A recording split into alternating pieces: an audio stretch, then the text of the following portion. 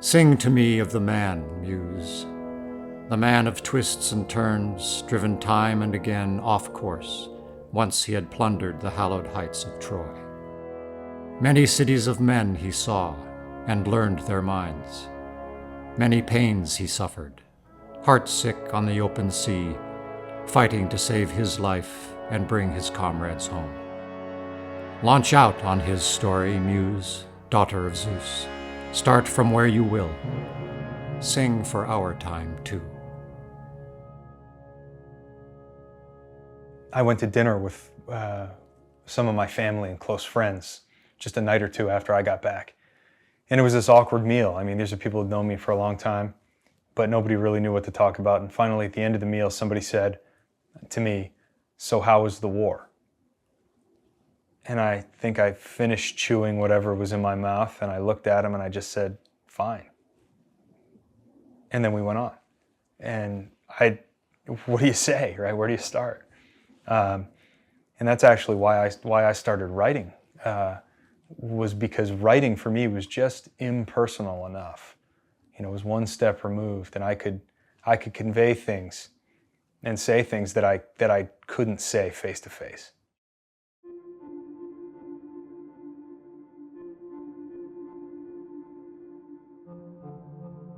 You just get calloused. Eventually you do. You get hardened to it a little bit, and it's probably a good thing. It's like being an EMT or a trauma surgeon. If you get personally invested in every ugly thing you see, you're going to be a sobbing heap, a worthless human being by your third day on the job, right? You have to build in some psychological distance in order to function. And it's not only to protect your own psyche, it's because especially if you're a leader, if you're an officer or an NCO, somebody who's responsible for others, that's an obligation. You need to be callous because you need to make good decisions, because you have an obligation to bring the people in your command home alive. And I think you have an obligation to their families, to their mothers, to their wives. So I think that psychological distancing is a good thing. But then you come home and, people sometimes interpret it as, oh, you're flip, or you're just insensitive. It's more complex than that. I remember getting off the bus at Camp Pendleton after flying back and kind of looking down at myself and thinking, I'm here, I made it. Looking around at my platoon and thinking, we made it. And even one of our guys who was medevaced back, we were reunited with him that night. You think that the experience is behind you and you can just put it on a shelf and close that door and you're not gonna have to go there again and get on with your life. And so I remember giving my parents a hug and giving my sisters a hug and thinking that that's how it was gonna be. But it's not. It's not, because if you're with people, you grow together. And if you're away from people, you grow apart, especially when you're going through a really intense experience. And you're just not quite on the same playing field anymore when you get back. And it takes a while for that to come out. All the things that are good in Baghdad: hyper-vigilance, insomnia, propensity for violence, right? These are all useful things fighting a war. They're not useful things in Boston or New York or in Dallas. They get you in trouble. And so people continue in their normal lives with the coping mechanisms and the psychological position that exactly what made them successful and helped them survive is fighting against them once they get home. I was driving to work and I was getting on the highway and somebody cut me off. He cut me off and then he flipped me off. So, he screwed up and then he blamed it on me.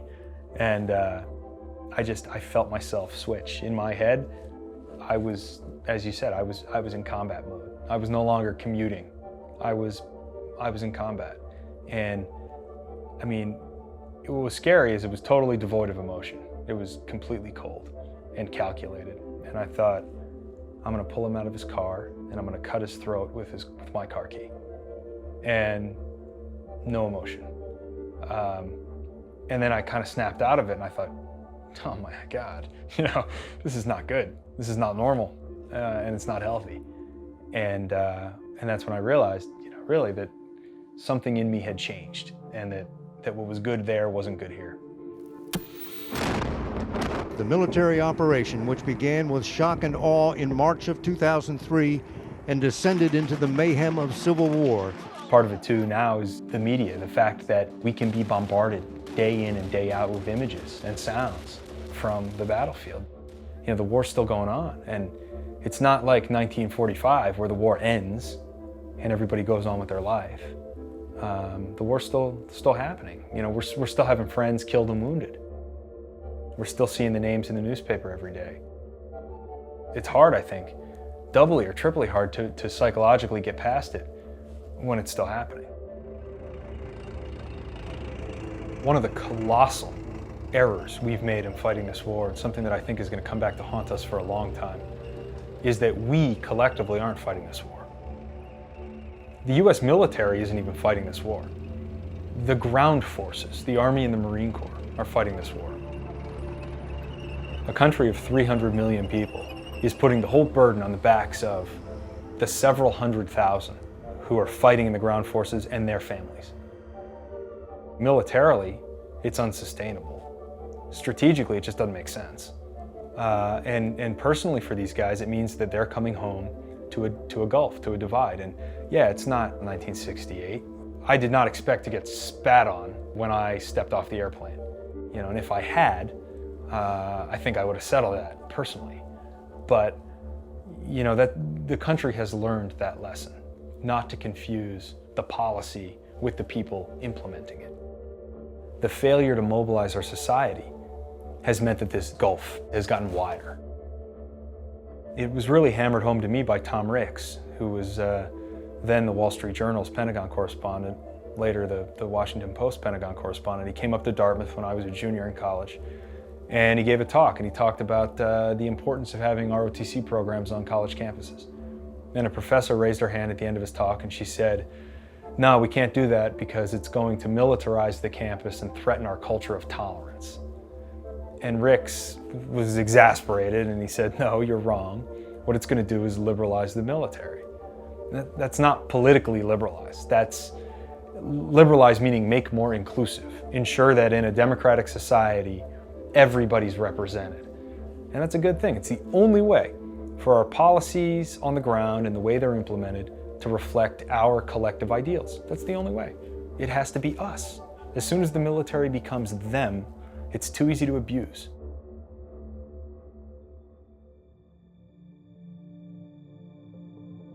I drove from Iraq down to Kuwait City, flew from Kuwait to Baltimore, and then flew from Baltimore to San Diego. Family members in our battalion were waiting for us when we got there, and spent that night in a nice hotel in San Diego. And I had this horseshoe around my neck that I was wearing on a piece of parachute cord that my grandfather had made in World War II from shrapnel that had hit him when a Japanese kamikaze plane hit his ship. And he had it melted into a horseshoe somewhere in the South Pacific. And my grandmother gave it to me before I left, and so I was wearing it for good luck. And I remember taking my uniform off in the bathroom of the hotel that night and looking at myself in the mirror. And my hair was bleached blonde by the sun, and my skin was brown on my face. And my chest was totally white because I hadn't had a shirt off, months. And I was still wearing this horseshoe. And I just stared, I just stared at myself in the mirror. And it was just surreal. I took 3 showers that night. I'd wake up and go take another shower, just because I could. And it was totally disorienting, to go out the next morning and eat breakfast, and I didn't know what to do. Even using a fork and knife, these are just not things I'd done in a while. The best way I could describe it to my family was sometimes at Halloween or in the fall, you see those like dried corn stalks, in a bunch. It's just like a bunch of husks blowing and rustling in the wind. That's how I felt. Just nothing there, no empathy, no affection, no time for other people, no concern for whatever they were involved with, just numb. And over time, the feeling starts to come back, but I don't know if it comes back completely. And so, yeah, I think that empty, numb, almost dried out, dry well feeling, you know, that's a good way to describe it.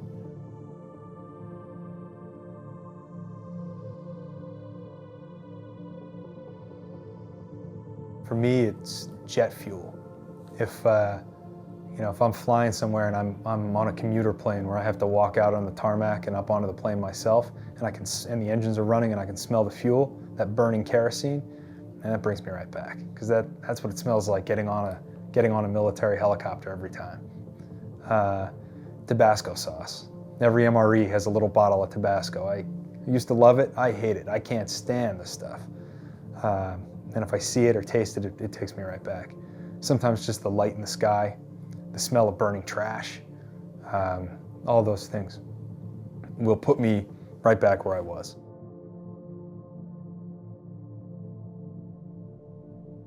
It first struck me one night in Iraq when my platoon most of us were sleeping. We were stopped for the night. We had a few men up on security and everybody else was getting some rest. And this is the one night of the entire time we were there that we didn't dig in. We didn't dig holes to sleep in. We were back with the rest of the regiment. You know, we were in a spot we thought was relatively safe. And I made the decision, hey, it's better for the guys to save that energy and get another half hour of sleep than to dig tonight. And wouldn't you know it, it's like the one day you walk out the door without an umbrella, it rains. And so we're laying there asleep in our sleeping bags, and I wake up to just this roaring and these impacts of artillery rounds and towering streams of purple and orange fire going up into the night sky. And I'm thinking, Jesus Christ, doesn't it figure? And the funny thing was, no one even got out of their sleeping bag. I saw a bunch of heads come up, look around to see what was going on, and then everybody went back to sleep. And at that point, I knew that we had become accustomed to this whole different reality.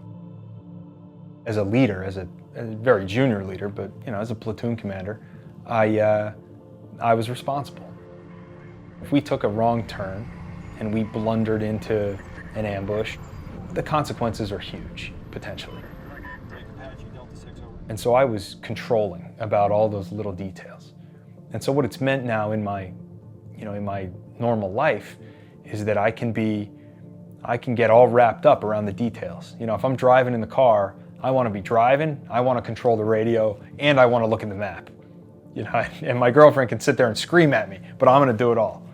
And the flip side is, when there's a real crisis and everybody else is going crazy, I'm cool as a cucumber. A real crisis doesn't bother me. It doesn't even get my heart rate up. But I agonize over the little things. Because the little things, where I could screw up the little things in combat, is where you get people killed.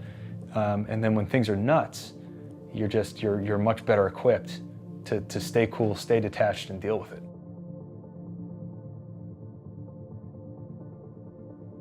The Iraq War keeps transmogrifying into different fights. Each time guys go back, it's a different war. It's a conventional war, and then it's an insurgency, and then it's almost a civil war. I think that's part of it. Part of it is a cumulative effect. Every time you go back, you see more, and more people get hurt or killed, and your number comes up too. I mean, I don't know, among my circle of friends, I can't think of anyone. I mean, this is purely anecdotal, but I don't know of guys who got hit on their first deployment. But you go back a second time, and more people do it a third time. More, you go enough times, your number comes up. And I think when you're on deployment number 2, 3, 4, you start to feel that. We talk about wearing out our helicopters and wearing out our Humvees. Well, guess what? You're going to wear out something that's a lot more important than those, a lot more fundamental to what we do and important to our society.